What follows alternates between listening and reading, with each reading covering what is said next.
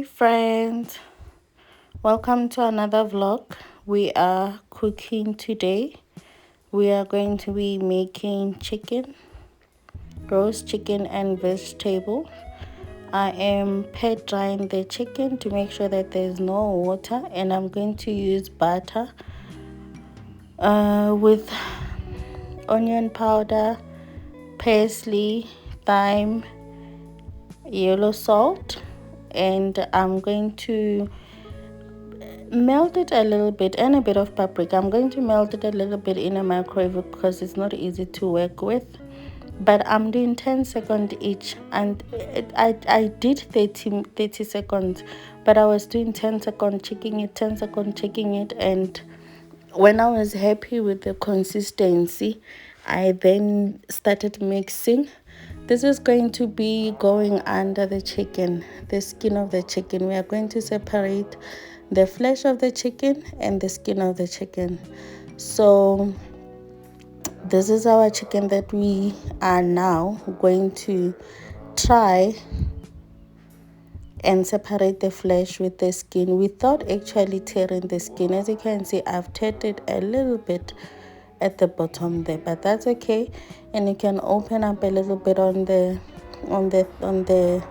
drumstick area. The tricky part is the back. The back, it always sticks onto the flesh like for its dear life, but you try. The trick is to be as gentle as you can.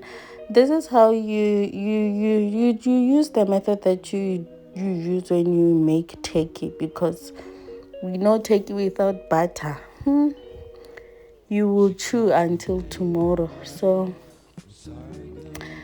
now we are going to insert our butter into under the skin. You can take a huge bowl of butter, like a spoonful, and put it under the skin of the chicken and start spreading it like I am doing. But I sometimes feel like, when I try to do that, if I'm not doing small and separating them, I feel like the the butter doesn't spread well. I mean, remember, this is chicken. It is somewhere, one way or the other, it's slightly wet. The butter, it's fat that is not warm, because butter, if it gets warm, it dissolves. So it's always a bit tricky, but just try, try and spread it to the parts that you want it to try to spread. And I took one red chili. I love chilies, guys. I think you guys are, if you've been watching my videos, you've already established that I love chili. And I'm going to peel 3 cloves of garlic. I do sometimes 4 or more, but I feel like 3 cloves of garlic for the quantity of meals that I make, it is okay. And I peeled 1 onion and put it inside the chicken. We want the chicken to still remain in shape. We want the chicken not to lose the shape. We want the breast to be, if you cut it and you want to serve that only, it will still be in shape that you can slice it without it collapsing. So I took a skewer and closed the chicken at the back, and then I'm going to put in my roasting pan. I've peeled 5 potatoes and 1 onion and chopped them in wedge sizes. I'm going to be cooking those, roasting those with the chicken. But as we know, the potatoes will be ready before the chicken. So here it is, it's ready. So I'm taking out the potatoes out of the pan now, and into the bowl. It's going to be part of my warm vegetables. And then once that is done, we will definitely be putting the chicken back onto the pan and putting it into the oven to continue cooking until it is ready. So now, while that is going, I'm chopping my asparagus that I bought the other day at Asian market. I'm simply chopping them in sizes that are manageable, bite sizes, and we are going to fry that up in butter. We're going to melt the butter onto the pan, and once that is done, we'll add the garlic. I grated about 3 cloves again, and I added the asparagus and broccoli, half a bulb of broccoli. I added that, and I'm going to get this going until they turn bright green. So I added a little bit of salt there because I am gonna add a bit of seasoning at the end. You'll see what I mean. So I don't overcook my vegetables. I like them to still have its color while I'm cooking them. I don't like them soggy. I don't like them soggy. I don't like them when they start turning black or brown or whatever color that they do. I don't like it. So this is our chicken ready. I chopped 3 onions, put them in a pan that I was cooking the chicken, and put it in the oven and start frying in the oven, like opening the oven and frying them. I was using the butter that was left there. So the broccoli, the asparagus, the potatoes, and the tomatoes are part of the warm vegetables that I did. And I just added half a lemon with a bit of parsley, chili flakes, and then yellow salt, and that was it. This is my meal for today. This is how it looks. It's dinner, simple. Of course you can have this separately, like you don't have to mix them together.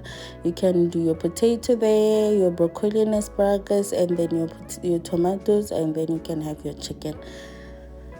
But me being me, I'm saving the dishes. I mixed everything. I'm not gonna make too many dishes.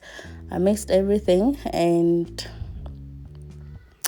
I'm going to dish up for the head.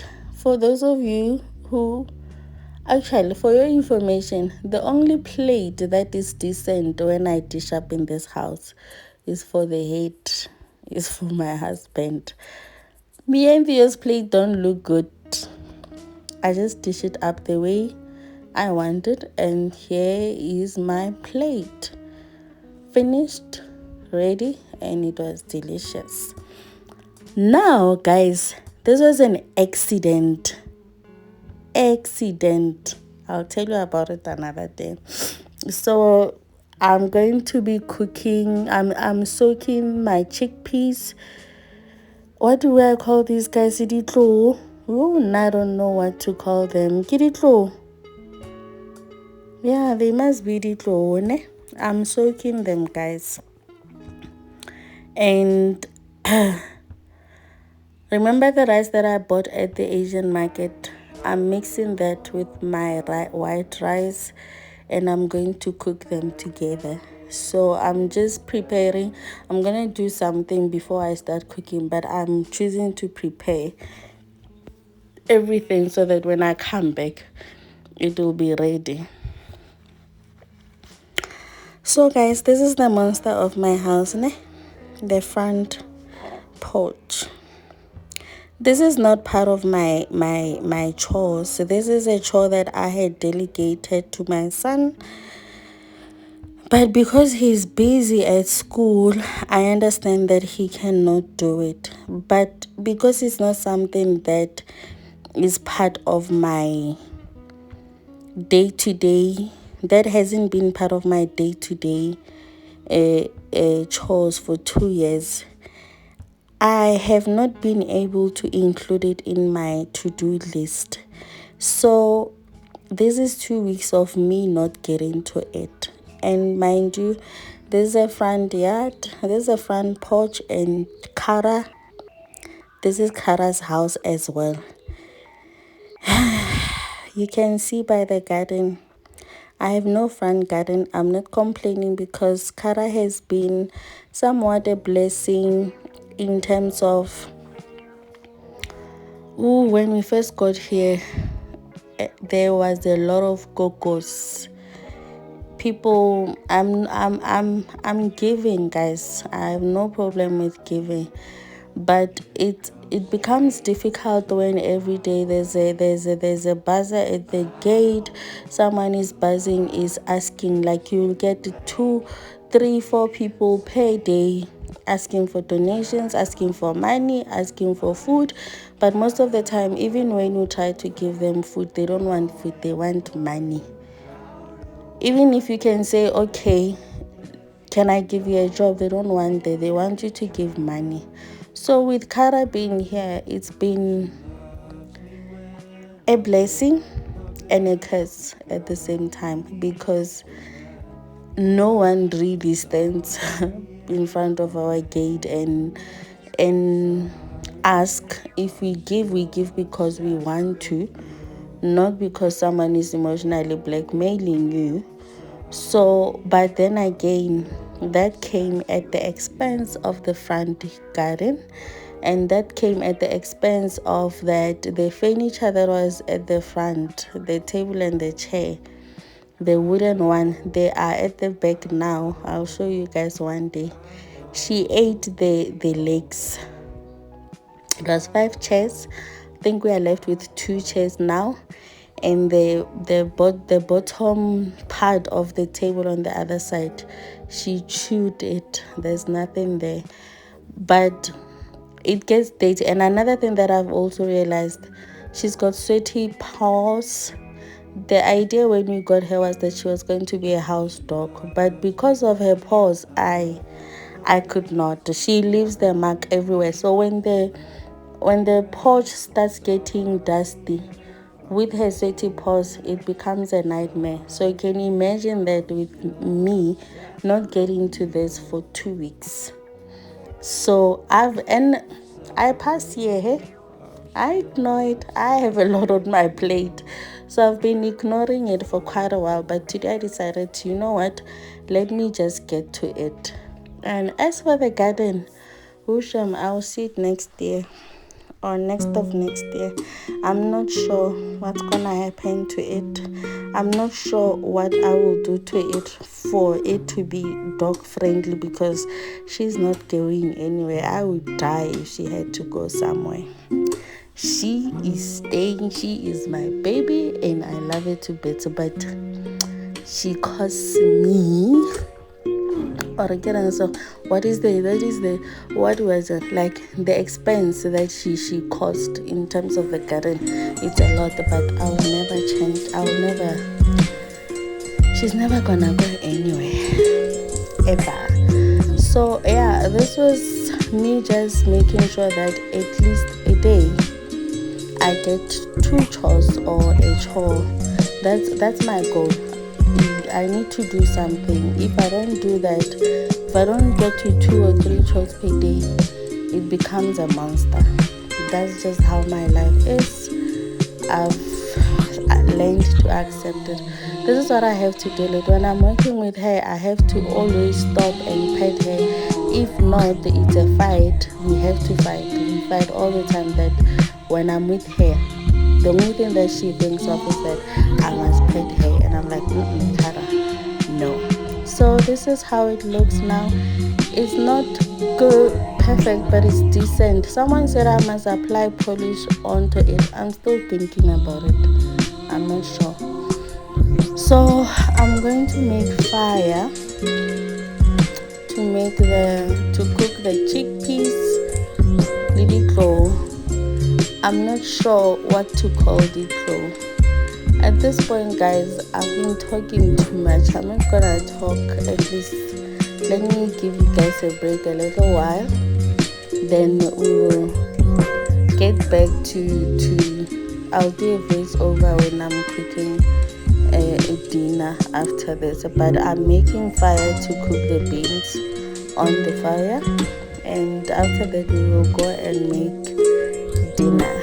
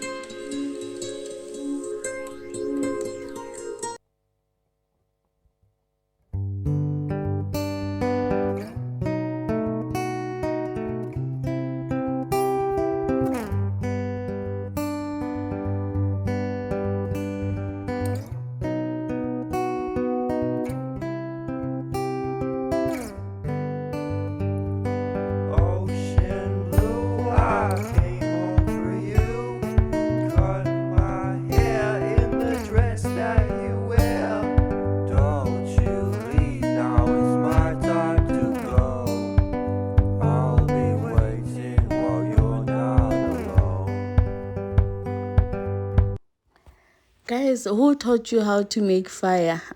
Can you guys guess where I learned how to make fire?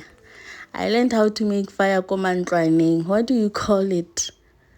Playhouse, where we used to play and pretend what pretend house or pretend ing, where we used to cook with the hey, but being a child, where we used to make fire and one comes with one potato, the other one with one tomato, and we would sit there and cook. There would be children, there would be a husband and a wife. I think that's the first place where I had a boyfriend, not really a boyfriend, but or a husband. My first husband was at Pretend House, Mandlwane.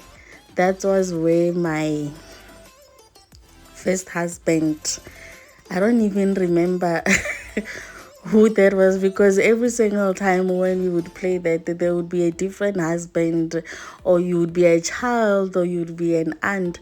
That's where I learned how to make fire and cook potato with a tin fish or big beans. That's where I learned how to make fire. Up until you get old, now you have to make fire for real now and cook with it. But yeah, I'm done, and I'm going to put my beans on the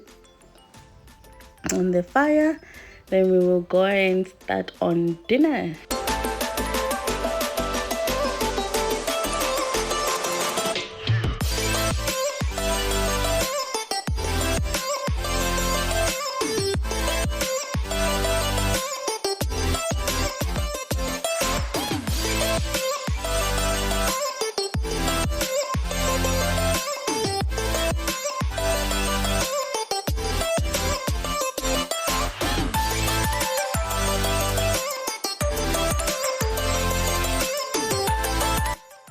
My rice is almost ready, and I am going to rinse it out.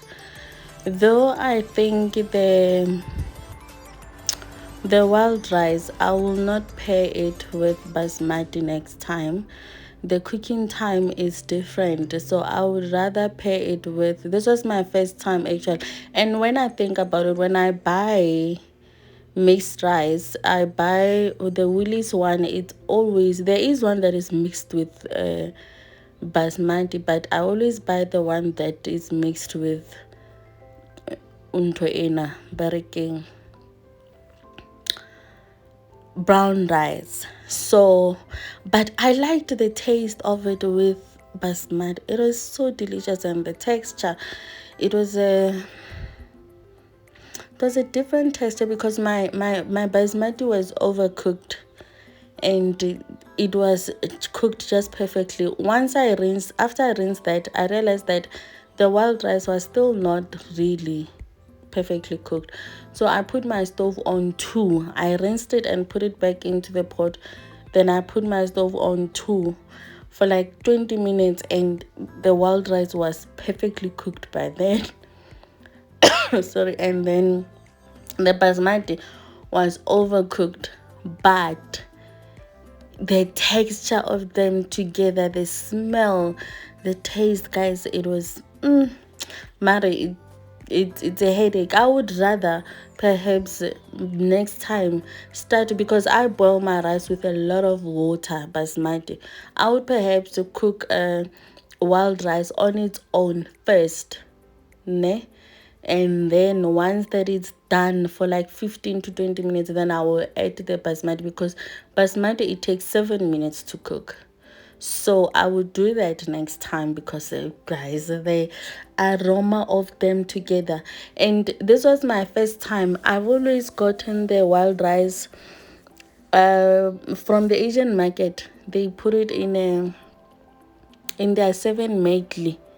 So because everything, then the barley and the beans and everything, I think the cooking time is the same. So I never really captured or paid attention to how long it takes, because it's a soup. So Anyway, so I just cooked my chicken breast, and once I was satisfied with that they fried to the way I want them, I took them out and I put the mushroom on the pan. I use this pan and I use it on high heat. There's a reason for that, I'll tell you. So I here it is 1 onion, a bit of ginger, 3 cloves of garlic, and 2 red chili, and I cut it in half. The reason I use this pan, and this I bought second hand from someone that was relocating.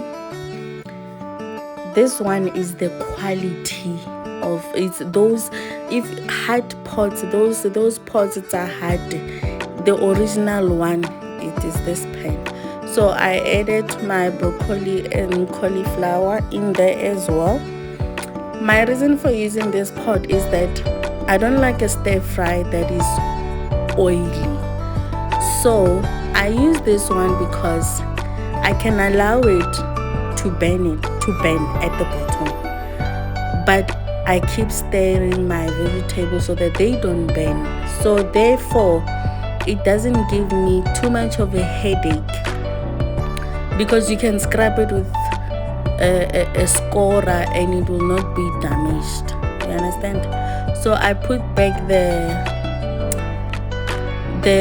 chicken into the pan and I'm stirring it in. On the side, while I was doing that, I prepared 1.5 tablespoon of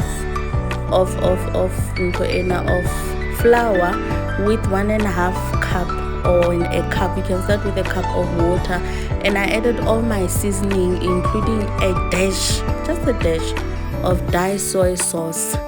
And then in there there's paprika, onion powder, there's chili flakes, and there's rosemary there. And this is how it turned out. This is my simple stir fry I cooked. It doesn't matter what type of stir fry I make, I cook it the same way. Unless if it's beef, I'll add beef stock or whatever, but I cook it the same way. Do you guys see how I say the texture was different?